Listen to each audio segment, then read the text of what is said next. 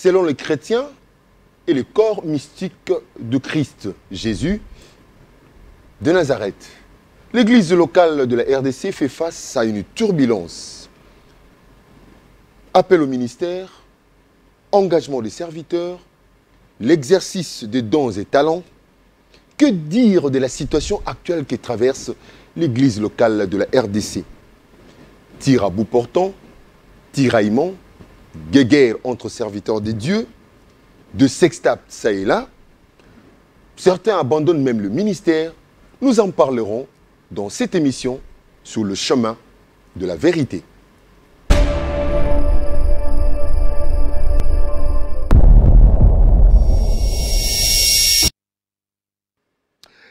L'église de la RDC fait face aux défis. Ces défis actuels qui dérangent un peu, même la foi de certains qui pensent abandonner l'église, qui pensent abandonner la chrétienté, soi-disant que c'était une aventure engagée par les humains pour je ne sais quelle raison, pour je ne sais quel intérêt, quel profit. Et d'autres disent c'est le diable qui s'est introduit. Et sur cette problématique, nous allons débattre autour de cette question avec le prophète Samuel Ntamba de l'ambassade pour Christ APC ici à Kinshasa. Nous devions avoir deux invités. Malheureusement, l'évangéliste Roger Baka vient de connaître un petit souci de santé. Il ne pourra pas être avec nous aujourd'hui, mais le rendez-vous est pris pour la fois prochaine. Toutefois, avec l'homme de Dieu, les théologiens, les docteurs, l'enseignant, de la parole du Seigneur, de l'école biblique, le prophète Samuel Ntamba sera avec nous pour nous en parler. Bonsoir et bienvenue encore une fois, prophète Samuel Ntamba. Bonsoir, monsieur Rémi. Je profite de l'occasion pour rendre grâce à Dieu et vous remercier, Rémi, ainsi que toute la direction de Digital Congo pour cette occasion merveilleuse qui m'est donnée pour pouvoir fixer le peuple de Dieu, fixer les téléspectateurs et tous ceux qui sont en train de nous suivre de partout dans le monde. Voilà, prophète Samuel Ntamba, vous êtes un habitué de cette émission sur le chemin de la vérité, d'autant plus que vous avez de la matière. Vous êtes un enseignant à l'université biblique, à l'Institut biblique de Kinshasa. Vous formez des théologiens, des serviteurs de Dieu, des personnes qui sont bien armées ou, comment je peux dire, bien équipées pour enseigner l'évangile de Christ. Alors, nous allons parler un peu de cette situation qui traverse l'église locale du Congo. Quelle est votre lecture? Ok, merci pour la parole. Très cher Rémi, il faut que, premièrement, que les enfants de Dieu prennent conscience d'une vérité, des Écritures, une réalité de notre vie quotidienne. C'est que nous sommes en train de vivre. Nous sommes en train de côtoyer un semblant d'église. Je parlais de la vérité des Écritures. Si vous allez dans 1 Timothée, le chapitre 4, le verset 1, la Bible dit que l'Esprit dit expressement que dans les derniers jours, plusieurs abandonneront la foi pour se livrer à des esprits séducteurs et à des doctrines des démons. Quand nous allons dans Matthieu 24, je l'ai devant moi, le verset 23 et 24, la Bible dit qu'il se levera de faux Christ et de faux prophètes. Ils feront des grands prodiges et des miracles au point de séduire. Là, vous dit Matthieu 24, combien? 23 à 24. Matthieu 24, 23 à 24. Ok, je suis en train de lire. Ils séduiront, ils feront des grands prodiges et des miracles au point de séduire, s'il était possible, même les élus. Vérité des Écritures, j'étais en train de dire. Mais aussi une réalité de notre vie quotidienne, Rémi. Dis-toi que quelque part ici à Matete, dans une église, on a enterré la tête d'une chèvre. Pardon, pasteur, j'ai du mal ici. Vous avez dit Matthieu chapitre 24. Matthieu 24, 23, 24, 25, si vous voulez. 1 Timothée 4, le verset 1. Ah oui, ok, c'est ça. Oui, j'ai retrouvé le verset. Alors, j'étais en train de dire ceci. Les enfants doivent prendre conscience d'une réalité de chaque jour et d'une vérité des Écritures. C'est quoi cette réalité? C'est que nous sommes en train de vivre, de côtoyer avec un semblant d'église. Il y a une église apostolique qui vit à côté de nous. Je viens de le démontrer à travers les deux exemples que je vais donner de la parole de Dieu. Maintenant, je descends pour parler de la réalité de chaque jour. Ici, à Matete, témoignage d'un étudiant, dans une église, soi-disant de réveil, on a fait des cérémonies où on a enterré des têtes de chèvres, des têtes de chiens. Mais les gens vont prier, ils ne savent pas qu'il y a ces églises. En dessous là, il y a eu des cérémonies qui ont été faites. Nous suivons sur la toile, Rémi. On voit des femmes, soi-disant pasteurs, en train de délivrer les gens en tétant les saints. Vous le voyez sur la toile. Au nom d'un pseudo-délivrance, on est en train de faire manger aux gens de l'herbe. Ça, nous voyons cela. Et nous assistons jour après jour à des scènes, des délivrances, des mises à nu de femmes. Vous êtes journaliste, vous le savez. Il y a des pasteurs qui sont en train de délivrer des jeunes sœurs, des frères, en les déshabillant totalement. Une réalité de notre vie quotidienne. Et c'est ça ce que j'appelle l'église apostate. L'église de ceux-là qui ont abandonné la foi. L'église des faux apôtres. Des ouvriers trompeurs qui sont déguisés en anges de lumière. Ça, tu as besoin des passages, je peux te le donner. 2 Corinthiens, le chapitre 11, le verset 13. Des hommes qui ont l'apparence de la piété, mais qui ont renié la force. Et d'emblée déjà, laisse-moi te dire que Paul, parlant à Timothée, lui dit, il faut que tu te loignes de ces gens-là. Le verset 6 est d'ailleurs éloquent. Il s'approche des femmes d'autrui en causant toutes sortes d'impuretés avec eux. 2 Timothée 3, le verset 5 à 6. Donc, déjà là, chers téléspectateurs, nous voyons que nous sommes en train de côtoyer. Nous vivons dans notre vie de chaque jour avec un semblant d'église. Voilà pourquoi je tire la première sonnette d'alarme en disant ceci. Que nous ne puissions pas donner foi à tous ceux-là qui tiennent la Bible, à tous ceux-là qui prêchent la parole de Dieu, à tous ceux-là qui prophétisent, à tous ceux-là qui donnent des miracles à première vue. Pourquoi? Parce qu'il est écrit clairement dans 1 Jean le chapitre 4, le verset 1, que nous ne puissions pas donner notre foi, ajouter notre foi à tout esprit. Car plusieurs faux prophètes sont venus dans ce monde. Donc tout celui qui a une Bible ne peut pas avoir a priori notre jugement. Parce qu'elle a simplement la Bible. Il faut que nous puissions éprouver les esprits. Voilà un peu mon entame de ce dossier. Merci, pasteur, pour cette lecture. Hein. Okay. Vous avez brossé en quelques mots la réalité. Alors, pasteur, c'est bien, puisque dans Corinthiens, chapitre 11, si je commence sur le verset, par le verset 13, il dit « Ces hommes-là sont des faux prophètes, des ouvriers trompeurs, déguisés en apôtres de Christ. Et cela n'est pas étonnant, puisque Satan lui-même se déguise en ange de lumière. Il n'est donc pas étrange que ces ministres aussi se déguisent en ministres de justice. Leur fin sera selon leurs œuvres. » Pasteur, ma première question est celle-ci. Qu'est-ce qui prouve que vous, qui déclarez toutes ces choses, vous faites cette lecture, vous commentez, vous critiquez, vous dites que ceux-là sont des trompeurs. Qu'est-ce qui prouve que vous êtes dans le vrai? Ok, très bonne question. Et cette question alimente la plaque. Il y a un support, il y a une fondation par rapport à ces dossiers. Il faut que tu saches une chose, très cher Rémi. Je ne viens pas ici pour démontrer ma supériorité par rapport aux autres, non. Mais je viens de la part du Seigneur. Cela veut dire avec un esprit de la même nature que le Seigneur. C'est-à-dire que le Seigneur aussi a besoin de ces gens-là. Je viens avec un cœur plein de compassion. Mais il y a une chose que je veux dire. C'est que nous sommes dans une guerre d'adorateurs. Dieu a ses prophètes. Satan aussi a ses prophètes. Et moi, je viens de la part de Dieu. Mandaté par Dieu, comme Paul pouvait le dire. Mais comment le savoir? J'en arrive, papa. Okay. C'est que l'envoyé de Dieu a une certaine manière de se comporter, de se conduire. On reconnaît les vrais apôtres de Christ premièrement par leur enseignement. Enseignement. Ce qu'ils enseignent, ce n'est que la parole de Dieu. Ils n'enseignent que la parole de Dieu. Deuxièmement, par des pratiques. Tout ce que nous faisons, je vous ai fait étalage des pratiques avilissantes qui sont en train d'être faites au milieu de la sphère de la chrétienté. Troisième élément pour qu'on puisse définir, savoir un serviteur de Dieu, c'est la vie. La vie pratique de chaque jour. Et il me dit, on le reconnaîtra par leurs fruits.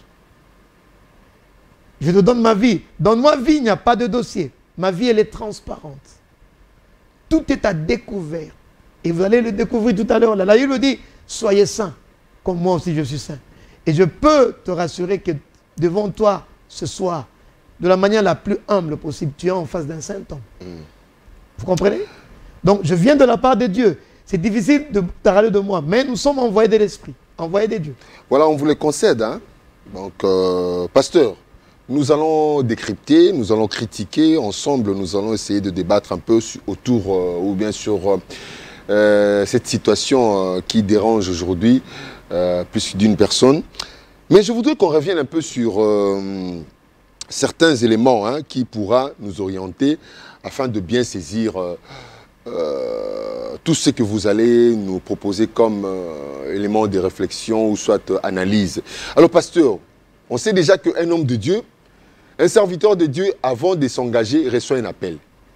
Comment reçoit-on un appel? Et comment qualifier de cet appel qu'il vient réellement de Dieu? Parce que j'ai reçu un jour une question de la part d'un aîné qui me dit, mais bino nzamba lobelaka bino, mais biso neni nzamba lobelaka bino te.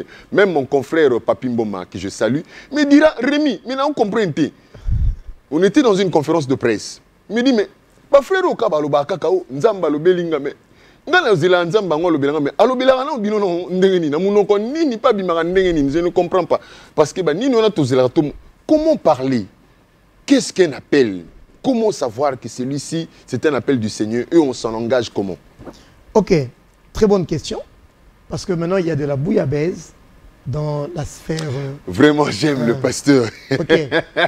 Alors... Prophète Samuel Tamba. Un appel Vraiment. est tout simplement pour aider le commun de mortels, tous ceux qui sont en train de nous suivre. Un appel est tout simplement une désignation. Tout court. Une désignation. Dieu, dans sa souveraineté, choisit des hommes avec lesquels il va faire une action. Comment? Il va faire son travail. J'en arrive. Pourquoi? J'ai parlé de la bouillabaisse. Pourquoi? Parce qu'il y a des gens qui s'appellent eux-mêmes. Il y a des gens qui travaillent pour Dieu. Dieu ne les connaît pas. Ils se sont choisis eux-mêmes d'être serviteurs. Vous comprenez? Et en termes théologiques, si je peux emprunter le terme, nous disons de ces gens-là qui travaillent pour Dieu. Ils ne sont pas avec Dieu. Simplement parce que l'appel doit avoir un point de départ. Tout appel doit venir de Dieu. J'ai un texte qui va nous éclairer. Galates chapitre 1, le verset 15 à 16. Écoute ce qui est écrit. C'est Paul qui parle aux Galatiens. Mais lorsqu'il plut à celui qui m'avait mis à part dès le sein de ma mère et qui m'a appelé par sa grâce de révéler en moi son Fils afin que je l'annonce parmi les païens. Galates combien? Chapitre 1. Chapitre 1, le verset 15 et 16. Nous voyons que l'appel est une désignation des dieux. Ce n'est pas l'homme qui s'appelle, non, c'est une vocation. C'est Dieu qui appelle dans sa souveraineté et par sa grâce. Voilà pourquoi tu vas voir, je peux prendre des exemples, quand nous allons dans Exode, chapitre 3. Mais ça se fait comment cet appel-là, pasteur? Aidez-nous à comprendre. Mais je vais t'aider comment? Je te dis que par exemple, toi, tu veux travailler avec moi. Donc la voix de Dieu crie comme ça. Eh, Betambe. J'en arrive. Moi, l'Éternel, je t'appelle, viens me servir. J'en arrive, papa. Hein? J'en arrive. Prenons l'exemple de Paul. Je te dis que c'est une vocation, c'est un appel de Dieu. Donc Dieu lui-même choisit. Et il a les moyens de nous faire connaître ça. C'est simple. Et les manières de Dieu, ça dépend. de la manière dont chacun discerne qu'il a été appelé par Dieu. Pour moi, c'était dans un songe. Dieu me dit, voilà, je t'appelle. Et cet appel-là doit être confirmé par la communauté dans laquelle tu évolues. C'est simple. Et comment savoir que Dieu parle à des gens? Dieu ne parle pas qu'à des pasteurs. Dieu peut te parler. Le problème, c'est quoi? C'est que les hommes ne se consacrent pas au Seigneur. La Bible dit que Dieu parle tantôt d'une manière, tantôt d'une autre. Mais ce sont les hommes qui ne font pas attention. Si aujourd'hui, toi, Rémi, tu te consacres, tu deviens l'intime de Dieu, Dieu te parlera. Pourquoi? Parce que le chemin a déjà été tracé. Il n'y a plus de blocage. Moi, je ne peux pas bloquer Dieu à venir te parler. D'ailleurs, c'est la volonté de Dieu de parler à tout un chacun. Ce sont les hommes qui mettent une séparation. La Bible dit, dans Isaïe 59, le verset 1-2, la main de Dieu n'est pas courte pour agir, ni son oreille dure pour nous entendre. Mais ce sont nos fautes. C'est l'homme lui-même qui met une barrière. C'est l'homme qui met un obstacle au devant du Seigneur. Mais la volonté de Dieu est qu'il puisse parler à tout un chacun de nous. Parce que le voile du temple a été déchiré. Le chemin est ouvert. Il y a un chemin. J'informe à tout le monde qu'il y a un chemin qui est inauguré. Dieu peut venir te parler dans ta chambre. Il te parle, vous parlez comme il parlait à Moïse. Cela est possible encore aujourd'hui. Donc, peut-être que ce sont les enseignements qui manquent. Mais laisse-moi te dire que Dieu te dit même à toi. Nous sommes dans l'ordre de Melchisedec. Tout le monde peut avoir accès facile dans la présence de Dieu. 1 Pierre 2, 9, la Bible dit, vous au contraire, vous êtes une race élue. Tu es une race élue, Rémi. Tous les chrétiens sont heureux parce qu'ils sont une race élue. Une nation sainte, un saint sacerdoce, afin d'annoncer les vertus du royaume. Donc Dieu veut parler à tout le monde. Il parle à tout le monde. Et si Dieu donne un appel, il va te le faire savoir. Il a fait savoir à Paul, dans le chemin de Damas. Tu connais l'image. Il a fait savoir à Gédéon. Juge chapitre 6. Il a dit, tu vas aller délivrer mon peuple. Gédéon lui a dit, oh non, comment moi je peux aller délivrer? Parce que c'est une collaboration. Quand Dieu vient appeler, maintenant ça c'est la part de Dieu. Mais il y a aussi une part de l'homme. C'est la collaboration. Et la responsabilité. L'engagement. Voilà, absolument. Non, non. La responsabilité. Tu dois savoir que Dieu m'appelle. Il y a une manière. Quand toi tu deviens président, il y a des choses que tu dois laisser. Il y a des choses que tu vas commencer à faire. Je donne l'exemple. Son engagement définira alors, définira la manière de se comporter. Je suis en train d'arriver à un point culminant. Si nous décryptons l'appel de Moïse, Exode 3, Exode 4, il y a eu pratiquement une bataille avec le Seigneur. Exode 3, 10, je peux dire, je pense. Allez-y, allez-y. Non, tu peux m'aider comme ça, j'ai de la cohérence dans mes idées. Exode 3, le verset 10 et 11, c'est de lire. Exode. Maintenant, va, je t'enverrai auprès de Pharaon. Voilà. Et tu feras sortir d'Égypte mon peuple, les enfants d'Israël. Verset 11. Moïse dit à Dieu, qui suis-je pour aller vers Pharaon et pour faire sortir d'Égypte les enfants d'Israël? Il résiste à l'appel de Dieu. Dieu l'envoie. Il sent que c'est une responsabilité. Il n'accepte pas d'emblée. Il discute. Il ne prend pas comme Nalokoso. Non, non. Il discute. Il parle avec le Seigneur. Prends le verset 13. Moïse dit à Dieu, j'irai donc vers les enfants d'Israël et je leur dirai, les dieux de vos pères m'envoient vers vous, mais s'ils me demandent quel est son nom, que leur répondrai-je? Il demande, il veut connaître. Qu'est-ce que je veux dire? Papa, Dieu ne nous appelle pas à cause de ce que nous sommes, mais à cause de ce que lui, il est. Retiens cette phrase. Dieu ne nous appelle pas à cause de ce que nous sommes. Merci beaucoup. Non, non, je suis en train de finir. Oui, merci. Allez-y. Prends encore Exode 4, le verset 10.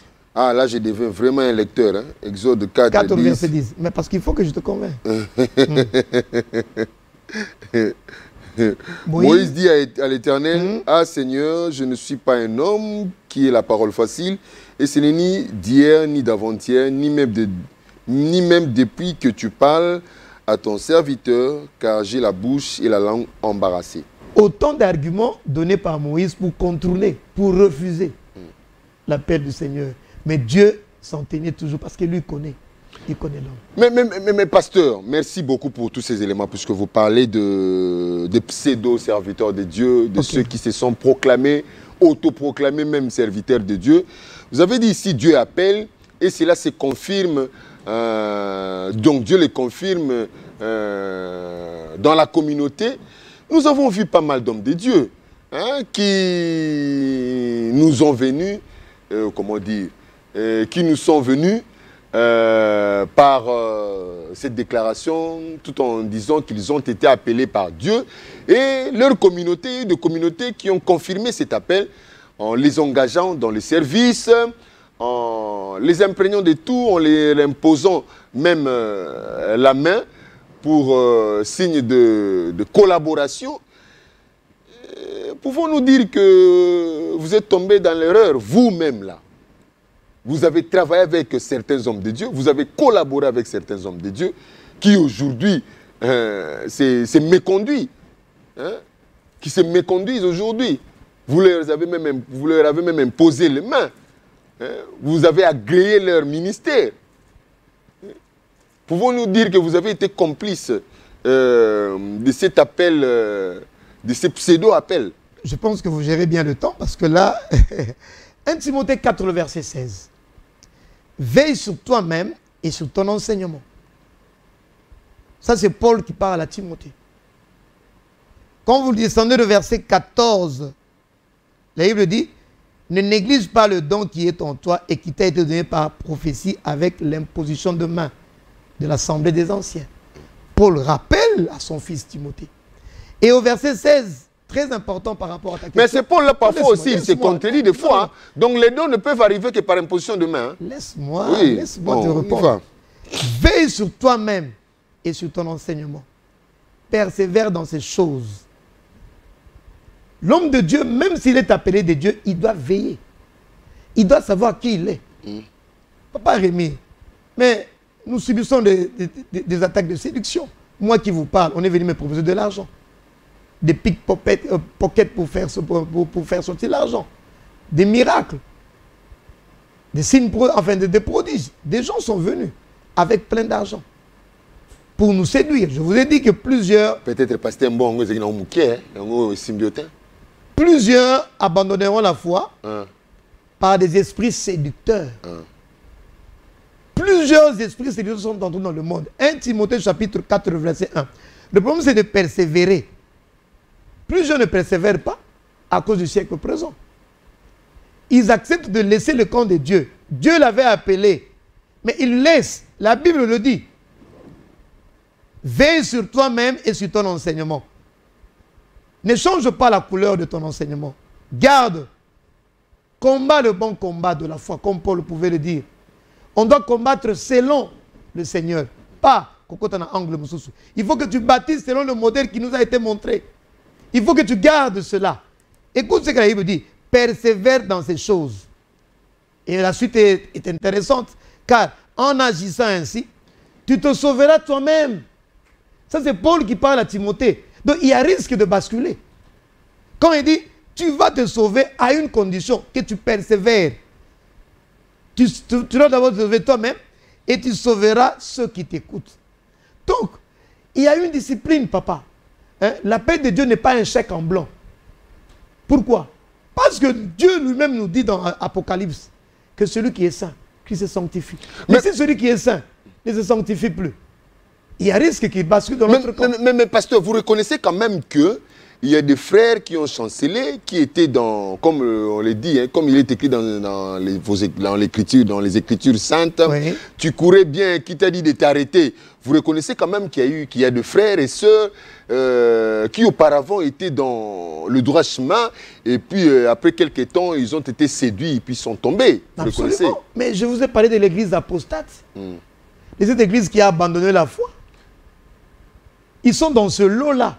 Il y a d'autres qui se sont déguisés en anges et lumières. Ils sont des ouvriers trompeurs. Mais il y a d'autres qui ont abandonné la foi. Nous avons des païens qui se dissimulent en christianisme. On va le voir. Parce que là, vous me gardez dans la doctrine. Moi, je voulais me lancer en tant que prophète. Mais allez-y, papa, je ne vous retiens pas. Mais si, vous me retenez. Bon, c'est que papa, quelque part, oui. Vous êtes responsable de l'échec de ces brebis-là. Parce que si je regarde bien, ce sont des cadets, vos cadets, hein? Vos cadets que vous avez formés, que vous avez imposés des mains, que vous avez accordé crédit, confiance. Allez-y bâtir les ministères, allez-y prêcher l'évangile. Je vous ai dit une chose capitale. Faute de bon encadrement, je vous ai dit une ils chose se sont éloignés. Je vous ai dit, papa... Parce que Christ avait prié, il a dit, tout ce que vous m'avez donné au Père, je n'ai perdu aucun.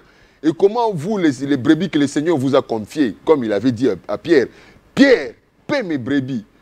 Pierre, paie mes brebis. Mais aujourd'hui, on voit tous ces brebis-là qui se perdent. Je suis en train de vous dire... une responsabilité. Je suis en train de vous dire une chose. Que nous sommes dans une guerre des adorateurs. Dans une guerre des adorateurs. Dieu a ses disciples, a ses prophètes. Et ils ont un travail. Quel est ce travail? C'est de ramener le cœur des enfants vers le Seigneur. Point barre. Ils sont en train de propager le message de la paix. La bonne nouvelle. Satan aussi a ses prophètes. Dans ce lot-là, il y a des prophètes qui les récupèrent en soudoyant. Mais il y en a d'autres qui n'ont jamais été convertis. Ouvrier trompeur, il n'a jamais connu Christ. Mais il est là, serviteur de Satan. Moi, on a cherché à me séduire. Si j'étais séduit par la part de l'argent, je serais de l'autre côté, régnant ma foi. Et ce n'est pas moi qui en parle, hein, Papa Rémi. C'est la Bible qui en parle. Mais moi, je suis en train de dire quoi? Que les enfants de Dieu ne puissent pas... L'église de Christ, c'est une église qui est sainte, sans tache, glorieuse. C'est une église qui va de gloire en gloire, même aujourd'hui. Même aujourd'hui, où il y a scandale. Cette église va de gloire en gloire, Papa Rémi. L'église de Christ, c'est une église qui marche sans tache, ni ride, ni rien de semblable, mais sainte et irrépréhensible. Dieu lui-même nous a donné le commandement que chaque jour, nous devons vivre une vie sainte. Si ta sainteté était au niveau 5 aujourd'hui, demain, elle doit arriver au niveau 8. C'est ça l'église de Christ jusqu'aujourd'hui. Ce que vous êtes en train de voir, c'est la grande prostituée. Apocalypse 17, je vous l'avais dit la fois passée. Une église apostate, une église fausse, qui ne vient que pour brouiller les pistes, pour distraire le peuple de Dieu. Maintenant, autant de questionnements, autant d'interrogations. Tu te poses des questions. Les gens se posent des questions. Moi, je suis là pour calmer le peuple de Dieu. Leur dire que ce qui est en train d'arriver, ça a été pris dans la parole de Dieu. Un disciple averti ne va pas s'en offusquer outre mesure. Et c'est ça mon combat avec toi aujourd'hui. Pour démontrer. D'autres sont en train de dire, ah, pasteur, mais un de vôtres est tombé et vous êtes en train de le mater. Moi, je suis en train de te dire, Rémi, est-ce qu'il est réellement un des nôtres? Et ils sont réellement un des nôtres. Nous pensions, écoute-moi papa, oui, nous pensions qu'ils étaient des nôtres. Mais ils n'étaient pas des nôtres. Voilà ce que la Bible dit. Et nous avons des éléments probants pour démontrer, pour argumenter, pasteur, venant de la part du Seigneur. Je vais être pragmatique. Nous sommes en train de protéger l'église du Seigneur. Pasteur, je vais être concret. Leur dit que l'église du Seigneur n'est pas dans ces choses-là. N'est pas dans les bouillabaisse, n'est pas dans des scandales à répétition. Dieu n'en veut pas. D'ailleurs, il nous interdit de faire des scandales. Paul a dit, pasteur, ce n'est pas ceux du dehors qui ont à nous juger. Ce sont nous qui sommes dans le dedans là. Hein? Nous avons des choses à nous dire, telles qu'il les disait à Pierre. Excusez-moi, permettez-moi de citer un peu nommément tous ceux qui sont sujets à scandale. Prenons par exemple le cas, parce que c'est la situation que connaît l'Église. Corps mystique, en ces différentes branches qui sont les églises locales. Prenons par exemple le cas de pasteur Moïse Mbié. Sur la chair, sur l'estrade, au podium là à l'église, pendant les cultes. Il s'attaque à des serviteurs de Dieu dont il ne cite même pas les noms. De l'autre côté, il y a des serviteurs de Dieu qui disent, qui s'élèvent, je ne sais pas comment ils se sont reconnus dans ces propos-là. Non, celui-là, il a fait ça. Celui-là, il a fait ça. Par le biais de je ne sais pas s'ils ont engagé de porte-parole. Et le lendemain, on voit le frère Mike Kalambay, sujet à scandale. Et un autre jour, on voit l'apôtre Roland Dallot, qui a beaucoup d'estime de la part de fidèles aussi, même de non-croyants, qui ont de l'estime pour cet homme de Dieu, qui fait une prophétie pour... parce que Madjabou a été accusé, pour défendre Madjabou, d'une part pour interpeller aussi Mike Kalambay, et en même temps une prophétie qui sort pour dire, pour parler de l'avenir du Congo, qui met tout le monde dans le désarroi. Et certains disent même, pourquoi ces prophéties-là ne viennent pas pour nous montrer la voie de développement, pour nous dire que le Congo va se développer ceci. On ne voit que de ténèbres. Et l'autre pasteur qui dit, je cite, le prophète Joël Francis Tatou qui dit, mais que le gouvernement nous engage maintenant parce que nous pouvons maintenant voir qui sont des voleurs, qui sont des voleurs ou par l'argent pour qu'enfin aider le gouvernement à bien consolider ses richesses. Que dites-vous de tout ça, pasteur? Vous avez un peu embrouillé beaucoup de choses, papa. Moi, j'ai ramassé. Hein. Vous m'avez parlé de temps. Vous avez ramassé beaucoup de choses. La première chose que je vais dire, c'est quoi? C'est que j'étais en train de dire ceci. Une chose importante que Dieu m'a dite. Tu vas encore dire comment Dieu t'a dit, mais Dieu m'a dit. C'est quoi? C'est que l'autel de la sainteté doit être rétabli. On ne peut pas commencer à fustiger, parce que tu as commencé par le pasteur Moïse. On ne peut pas commencer à attaquer les autres du haut de la chair. Ça, c'est le sacré. La chair est faite pour pouvoir annoncer la bonne nouvelle. Là, vraiment, je pense qu'il y a des choses à réparer. Avec un temps humble. Hein? Quand il y a faute, je pense qu'il faut réparer. On ne peut pas participer, on ne peut pas, comment dirais-je, entrer dans ces choses. Donc, là, il y a eu un problème. Donc là, vous avez raison, on doit fustiger cet état de faire des choses. On veut peut-être faire une émission comme nous le faisons maintenant, et puis parler des choses, librement et tranquillement.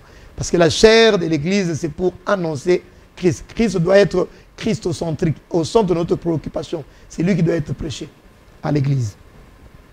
Je descends, vous avez cité le pasteur Mike, qui a fait un scandale. D'ailleurs, la Bible nous dit que 2 Corinthiens 6, verset 3, nous ne donnons aucun sujet de scandale en quoi que ce soit, afin que le ministère ne soit pas un objet de blâme. Voilà ce que la Bible nous dit. Notre conduite, notre apparence ne doit pas devenir un sujet de diffamation. Ça, c'est clair. Hein? Parce que notre ministère, c'est le ministère de Christ. Si nous faisons mal, ce n'est pas nous, c'est le témoignage de Christ qui est mis en exergue. Et ça, nous jouons le jeu de Satan. Tu comprends, papa? Et puis, un péché ne peut pas attendre 6 mois pour puisse demander pardon. Ou bien, on ne peut pas attendre qu'on puisse divulguer le scandale pour qu'on vienne demander pardon après. Là, c'est une faute. L'enfant de Dieu, dès qu'il... Et en plus, il abandonne le ministère. Oui, allez-y. L'enfant de Dieu, normalement, quand il commet un péché, c'est un virus qui entre, qui doit sortir. On nous a prêché dès le bas âge la respiration spirituelle. La Bible nous dit par ailleurs qu'en tout temps, votre vêtement soit blanc et que l'huile ne manque pas sur votre tête. Dans le psaume 24, versets 3 et 5, la Bible dit, qui peut monter à la montagne? On ne peut pas servir avec le péché. Ça, c'est impossible. Ça ne peut pas exister. Voilà pourquoi j'étais en train de dire que nous sommes en train de vivre comme... C'est un portrait d'un christianisme paganisé. Cela n'est pas normal. Moi, je ne peux pas imposer le main tout en étant sale. Je suis en train de transmettre la saleté qui est en moi. Il faut que cela parte d'abord, afin que je ne fasse l'œuvre du ministère. Parce qu'il y a une porte, il y a une voie. Mais quand nous faisons 4 mois, 5 mois, 6 mois, 1 année avec le péché, là, il y a des questions que nous devons nous poser. Franchement et sincèrement. Pasteur. Je ne suis pas venu allumer la flamme aujourd'hui, mais je suis venu dire ceci. Dans le cœur de Dieu, même ces gens-là qui ont commis des choses mauvaises, ils n'ont qu'à rentrer. Ils n'ont qu'à se repentir et à venir au devant du Seigneur. Ça, c'est la volonté. Parce que nous sommes dans une guerre. Une guerre d'adoration. L'enjeu, c'est quoi? C'est l'adoration de la création. Dieu a besoin que les âmes soient sauvées. Mais Satan a besoin que les âmes se perdent. Et la stratégie, c'est quoi? Satan a ses prophètes. Nous sommes dans une guerre de prophètes. Nous sommes dans une guerre d'autels. Cela veut dire quoi? Pour approcher Dieu, moi, je dois m'approcher en étant saint. Mais pour d'autres, même dans la saleté, on peut s'approcher de Dieu. Voilà la guerre des adorateurs. Une guerre qui est depuis la nuit de temps. Une guerre qui s'est installée. Une guerre qui s'est annoncée depuis la nuit de temps. Quand vous lisez Matthieu 4, 9 à 10, vous voyez que Satan a besoin que le monde puisse l'adorer. Au verset 10, Jésus lui dit, non, il est écrit que toi, on ne peut pas t'adorer. Adorer, c'est quoi? C'est faire des sextapes.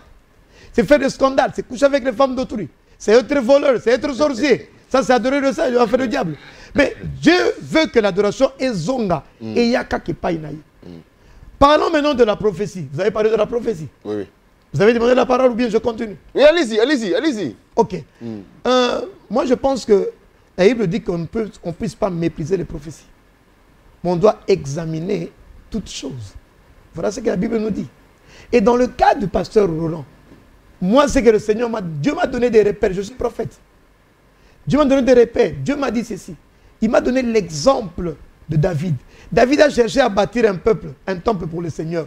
Dieu lui a dit, parce que tes mains sont tachées de sang, tu ne peux pas bâtir, mais ton fils. Mais il était toujours avec le Seigneur. Pour le fardeau, pour l'église du Congo, Dieu m'a dit que c'est seulement celui qui a le fardeau pour le Congo. Pour cette nation. Lui, il peut donner une prophétie pour la nation. Est-ce que c'est le cas du pasteur Roland? Je ne sais pas. Moi, j'ai aussi mes repères. J'ai aussi mes paramètres. Est-ce qu'il a le fardeau de notre pays? Est-ce qu'il a le fardeau de l'église corps de Christ? Ce sont des questions à se poser. Est-ce qu'il n'y a pas de dossiers souillés? Est-ce qu'il n'y a pas de cas que ce pasteur, le pasteur Roland, que nous apprécions tous, a commis? Mais Dieu m'a dit, moi, en tant que prophète, Dieu passera par celui qui a le fardeau. Et Dieu se le connaît. Mais, papa, 2023 n'est pas loin. Au lieu de rejeter, comme vous semblez le faire, en bloc, cette prophétie. Attendons le temps d'accomplissement. 2023 n'est pas loin. C'est dans quelques mois. Et là, nous allons juger de la prophétie. Nzamba, comme inspecteur, selon le prophète Joël Francitatou qui dit que le gouvernement les engage afin de détecter les voleurs. Hein, les voleurs. Oui. C'est possible. Laisse-moi te dire une chose, papa. Est-ce que tu sais que... À César, ce qui est à César, à Dieu, ce qui est à Dieu. Hein? Quand Dieu commence à s'y mixer dans les affaires de César, là, ça devient terrible. Laisse-moi te dire une chose, mon cher Rémi. Une chose très importante que j'ai entendue de la part du Seigneur. Tu sais qu'il y a des scandales qui sont faits sciemment. Donc un pasteur se lève, il fait un scandale. Il engage quelqu'un pour faire un faux miracle. Il refuse de le payer pour que le scandale soit connu. Ah, mais lui-même là. Laisse-moi parler. Je suis en train de donner les oracles de Dieu. Donc il faut que les enfants de Dieu sachent. Pourquoi? Parce que l'enjeu ici, c'est quoi? Il faut discréditer le nom du Seigneur. Contre des espèces sonnantes. Contre la gloire. Il y a une gloire que certains hommes de Dieu, entre parenthèses, ont. Parce qu'ils ont accompli très bien leur mission. Papa, souviens-toi des temps anciens. On a eu des porte-paroles qui venaient dire des messages qui étaient à contre-courant, qui devaient faire fâcher le peuple. Mais ils l'ont quand même fait. Pourquoi? Parce que de l'autre côté, il y avait une contrepartie. De la même manière dans la guerre. Parce que ce que nous ne devons pas oublier, Rémi, ce que tu oublies, c'est quoi? C'est que nous sommes dans une guerre d'adoration. L'enjeu, c'est l'adoration de la création. Il faut tout faire. Dans la guerre, on ne se fait pas des cadeaux. Il faut discréditer le nom de Jésus. Il faut que les gens se disent que notre baé nabiso, toke ne kote wana. Et Satan fait quoi? Il discrédite ta volonté par ses serviteurs. Et il y a des scandales qui sont faits sciemment. Ça, c'est Dieu qui m'a dit. Une trouvaille, un oracle de Dieu. Il y a des scandales qui sont des scandales normaux, mais il y en a d'autres qui sont faits sciemment. Vous comprenez, papa? Pourquoi? Parce que nous sommes dans la guerre. Et dans la guerre, il n'y a pas de quartier. Papa, quand nous sommes en train de vivre des situations comme celui du temps d'Élie et de Jézabel et d'Akab. Tu comprends, papa? Une guerre entre les prophètes de Baal et les prophètes de Dieu. La même histoire revient encore aujourd'hui. Ah, mais ici, il n'y a pas de prophètes de Baal. Tous sont prophètes de Jésus. Tous parlent de Jésus-Christ. Tous prêchent Jésus, chantent Jésus. Hein? Ils guérissent et ils délivrent au nom de Jésus. Papa, le miracle ou bien la guérison, la puissance ou bien le miracle ne vient pas de Dieu. Le miracle vient, nous renseigne simplement qu'il y a une puissance qui est surnaturelle. Mais pasteur, mais laisse-moi finir. Allez-y, allez-y. Le miracle renseigne qu'il y a une puissance qui est surnaturelle. puisqu'il ne reste que 10 minutes, c'est pourquoi je voudrais... Le miracle renseigne qu'il y a une puissance qui est surnaturelle, qui peut être soit divine, la puissance, soit démoniaque. Ce n'est pas le miracle qui fera en sorte que toi seul là, tu es, comment dirais-je, tu es coopté, tu es désigné comme serviteur de Dieu. Non. D'ailleurs, le miracle, c'est le tremplin qui fera entrer l'Antichrist dans le monde. 2 Thessaloniciens chapitre 2, le verset 9. Le miracle, c'est le tremplin de l'ennemi. C'est le tremplin par lequel l'Antichrist va venir mettre ses pénates. C'est l'instrument par excellence où les faux prophètes seront en train de séduire même les élus. Cela ne peut pas être un critère qui détermine que non, celui-ci est de Dieu ou ne le pas de Dieu. La Bible dit on ne le reconnaîtra pas par leur miracle, mais on le reconnaîtra par leur fruit. Voilà ce que la Bible dit, papa. Hein? Mais moi, je suis en train de dire une chose, que nous sommes dans une guerre de prophètes, une guerre d'autels. Nous sommes dans la guerre de l'adoration, à la guerre des adorateurs. Les gens doivent prendre ça dans leur jubessière, dans leur tête. Ils doivent prendre conscience d'une chose, que nous sommes en face d'une église apostate qui nous côtoie, qui vit avec nous. Et les fruits sont là, latents. Tu cherches comment on doit les savoir, papa. Je t'ai cité 2 Timothée chapitre 3, le verset 5. Ils ont l'apparence de piété, mais ce qu'ils font, ce n'est que scandale et scandale. Et Paul nous dit de nous éloigner de ces gens-là. Tu connais ces gens-là qui ne se répandent pas. Et je suis venu, moi, non pas pour les crucifier davantage, mais pour leur dire que d'abandonner la voie du diable et de rentrer dans le camp du Seigneur. Je ne suis pas venu dire que non, vous allez être jugés, vous allez mourir. Non. Parce que la grâce de Dieu est encore là. L'amour de Dieu est encore là. Je viens avec un message d'amour pour faire revenir mes frères dans la raison, afin qu'ils puissent sauver leur peau. Voilà le message que je suis venu. Je ne suis pas venu disgracier quelqu'un, non. Avec un message, mais aussi instruire le peuple de Dieu à rester tranquille, à être calme. Parce que l'église de Dieu ne peut pas faire ces choses. L'église de Dieu, on ne le reconnaît pas dans les sextapes. L'église de Dieu, on ne le reconnaît pas dans les scandales. Il faut bien voir ceux qui font ce scandale-là. Ont-ils commencé aujourd'hui? Ce sont des accidents ou bien ce sont des actes répétitifs. Même là, Jésus le dit. Il y a des gens... Hein? Il y a des gens qui sont récidivistes. Ils n'ont aucun souci de Dieu. Ils ont commencé à tomber il y a 15 ans. Ils tombent, ils vont encore tomber encore. Mais là, on ne peut pas continuer à les appeler les serviteurs de Dieu. Parce que le ministère, là, engage le Seigneur. Hein, papa Rémi? Donc, il faut que nous comprenions une chose. Je suis en train de marteler fort. Qu'il y a un semblant d'église qui est à côté de la vraie église. Et ce semblant d'église, c'est une contrefaçon satanique. C'est une fabrication purement du diable. Pourquoi?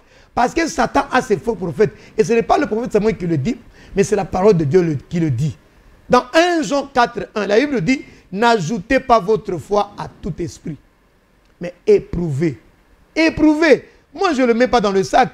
Aujourd'hui, les gens disent que non, le prophète Samuel est dans le lot des pasteurs qui sont en train de crucifier les amis qui sont tombés. Attention, ça peut aussi vous arriver. Moi, je réponds à ces gens-là, il faut faire attention. Ces gens-là, est-ce que sont-ils réellement nos amis? Ou bien ce sont des brebis galeuses qui se sont introduits? Ou bien ce sont des loups ravisseurs qui sont introduits dans la bergerie de Dieu? Parce qu'il faut se dire une chose, que Satan a son église, Satan a ses prophètes. Voilà, nous tendons vers la fin de cette émission. Hein. Le temps nous imparti, des fois on pense que cela est suffisant, malheureusement. Ce qui est à dire ne pourra pas être tout dit parce que le temps court si vite. Voilà, pasteur, oui. Que faut-il dire maintenant de l'église du Congo, de la RDC? Cette église existe réellement en tant qu'église ou elle est déjà tombée par terre? Ok, c'est comme si je parlais en vain, papa Rémi. L'église, elle est là. Papa, du temps d'Élie, écoute-moi bien, papa Rémi. Élie se voyait le seul. C'est le même cri que tu es en train de dire aujourd'hui. Je vous ai dit qu'il y a l'église de Dieu et se porte bien. Il n'a pas de problème. Une église qui est glorieuse. Jésus va prendre une église qui est glorieuse. Je parle de l'église locale du... Absolument, mais justement. Élie aussi a parlé de l'église de son temps. Qu'est-ce qu'il a dit? Je suis resté le seul prophète. Il a dit. Pourquoi? Parce qu'il était en face de 850 prophètes de Baal. Un Rois, chapitre 19, verset 18, Dieu lui dit, ne t'en fais pas mon frère. Il y a encore, combien?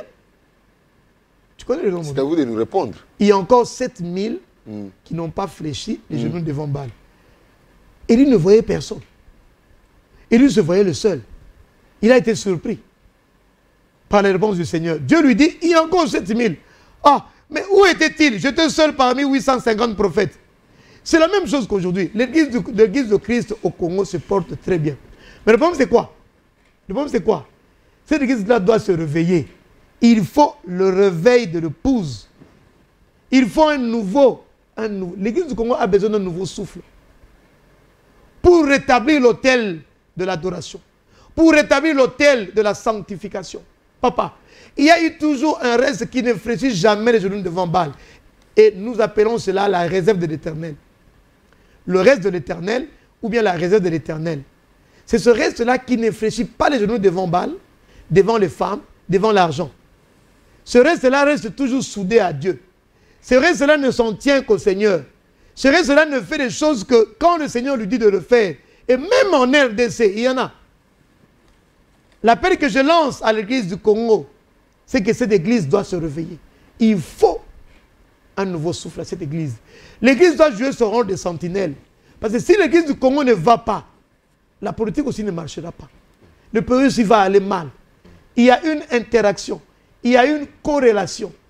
On doit redresser. Les choses sacrées sont en train d'être dites avec une légèreté déconcertante. Ces choses doivent cesser. Les hommes doivent revenir à leur premier amour. Papa, Paul présente l'église comme étant une fiancée. Ça, c'est l'état terrestre. Pour être une épouse. Tu connais les quartiers d'une épouse. Une épouse est différente d'une prostituée. Ah oui, effectivement, je suis marié. Ah. Ton épouse te doit fidélité, loyauté. C'est réciproque. Hein? Ah, vous comprenez? Hein? Non, ici, parce que Dieu ne peut pas mentir. Nous parlons de l'église par rapport à Dieu. C'est le partenaire. Nous supposons que Dieu est fidèle. Et il me dit que si vous êtes infidèle, Dieu par contre lui est fidèle. Donc, Ésaïe chapitre 1, le verset 21, il y a un cri dans le cœur de Dieu. Dieu se plaint. Voici la cité qui était fidèle est devenue comme une prostituée. C'est maintenant l'état de l'église du Congo. Qu'il faut simplement, il faut un coup de pouce. Une église qui sommeille. S'il se réveillait, rien ne peut l'arrêter. Parce que l'église du Congo a une grande destinée. C'est de ce pays qui doit partir le réveil du monde entier, papa. Cette église sommeille encore, il doit se lever pour mater les faux prophètes, papa. La Bible dit que ce qui est en vous est plus fort que ce qui est dans le monde. Si les prophètes de Baal sont à 850, ceux du Seigneur sont à 7000. Parce que la Bible dit que quand le péché va abonder avec ces faux prophètes, la grâce de Dieu va surabonder. Parce qu'il y a toujours eu une balance dans le chef du Seigneur. Et la balance du Seigneur est toujours supérieure. Pourquoi? Parce que Dieu est au contrôle de toutes choses. Souviens-toi de la guerre qui devait livrer les anciens en Israël. Quelqu'un ne pouvait pas voir. Élisée lui avait dit ceci à ses serviteurs. Que Dieu vous ouvre les yeux. Vous verrez voir que ceux qui sont avec nous sont en grand nombre. Avec ceux qui sont là, que nous sommes en train de voir. Donc, M. Rémi, tranquillise-toi. Le problème, c'est que les gens se réveillent, qui viennent à Jésus. Point barre. Alors, pasteur, peut-on abandonner les ministères après avoir commis un péché et très sujet à scandale comme l'a fait le pasteur Mike Kalambay après cette situation, ce péché? Il dit, bon, j'arrête avec... il se désengage d'abord de sa mission d'ambassadeur de ce collectif, de ce projet Madjabou, et puis il se désengage de son ministère. Bon. N'est-ce pas un péché? N'est-ce pas une apostasie? Bon, cette question, elle est d'une manière brève, hein? Non, bref. Mais je ne peux pas répondre de manière brève. Ouais. Oui, parce que la question, elle est très pertinente. Il y a beaucoup d'éléments à prendre en compte dans cette histoire. Je ne connais pas la nature de son appel. Je vous ai dit que l'appel, c'était une collaboration. Une désignation et une collaboration. Voilà, on nous fait signe, le réalisateur nous fait signe que nous sommes arrivés à la fin. C'était en direct. Et les téléspectateurs étaient nombreux à nous faire des messages pour nous dire qu'ils sont en train de suivre l'émission. Et d'autres se plaignent même. Esnel, Sungabiso vraiment. Esnel. Sungabiso, Bandeko Bazarana, Lotiliki. Dans le bien, on goûte na lingala. Lotiliki, peut-être qu'elle a biso moko, parce que nous sommes suivis partout. Alors, dans le bien, lingala. Sineli, sunga bandeko bazala na lotiliki po balandaka biso en tango nyonso pona mambi otokoloba et penza ya motuya. Kola sunga penza. Alors, pasteur, un mot de la fin pour l'émission d'aujourd'hui, s'il faut conclure. Conclure, c'est un peu difficile, mais j'ai un mot pour l'émission d'aujourd'hui. C'est un message à tous les enfants de Dieu. Vous êtes heureux si vous êtes en Jésus-Christ. Et il me dit, quand vous persévérerez, vous serez des victorieux. Parce que le bonheur que le monde cherche, le bonheur et la grâce accompagneront tous les enfants de Dieu tout au long de toute leur vie. Mais à une condition, qu'ils soient réellement dans la maison du Seigneur. S'il y a des gens qui sont en train de pleurer simplement parce qu'ils ne sont pas de tout leur cœur, de toute leur âme et de toute leur force au Seigneur. Ceux-là qui sont totalement consacrés à Dieu, ceux-là qui sont intimement liés au Seigneur, vivent le bonheur et la grâce dans leur vie. Pourquoi? Parce que Dieu est esprit. La parole de Dieu est esprit et elle donne la vie. Dieu ne ment pas. Occasion pour moi de vous renvoyer de la manière la plus sereine, de garder votre foi. Parce que comme vous venez de le comprendre, il y a une fausse église qui est à côté pour distraire les enfants de Dieu. Une fausse église, un semblant d'église qui est là pour discréditer le nom de Dieu, pour mettre de la tripatouillage, créer le désarroi dans le chef des enfants de Dieu, pour brouiller les cartes, pour brouiller le piste. Parce que Satan sait qu'il lui reste peu de temps. Et pour ce faire, pour la besogne, il sait emmagasiner un certain nombre de serviteurs, il a ses prophètes, et nous sommes dans une guerre. Cette guerre vise l'enjeu, c'est l'adoration de la création. Moi, j'ai été là pour vous ramener les cœurs des enfants, même de ceux qui ont péché, vers le Seigneur, parce que nous sommes encore dans le temps de la grâce. Même ceux qui ont fait du mal au Seigneur, même ceux qui ont causé de scandale à Dieu, Dieu vous aime. Il vous appelle dans son bercail. Voilà le message que je pouvais donner à tous les enfants de Dieu. Voilà, nous sommes arrivés à la fin. Nous saluons comme ça le docteur Louvae Kaola qui nous suit, qui nous fait signe qu'il nous suit. Et nous allons nous retrouver déjà, il nous convie à un grand événement. C'est déjà ce dimanche à partir de 15 h à l'espace Congo Loisirs, en face de la SANEF, sur 24 novembre. L'espace à SANEF, en face de la Congo Loisirs. Il y a un grand thème. Pourquoi Dieu n'a pas tué directement les diables après qu'il ait péché. Ce sera terrible avec le docteur Louvae Kaola. Je salue aussi Bossa Izanga depuis Djobourg, tu nous suis.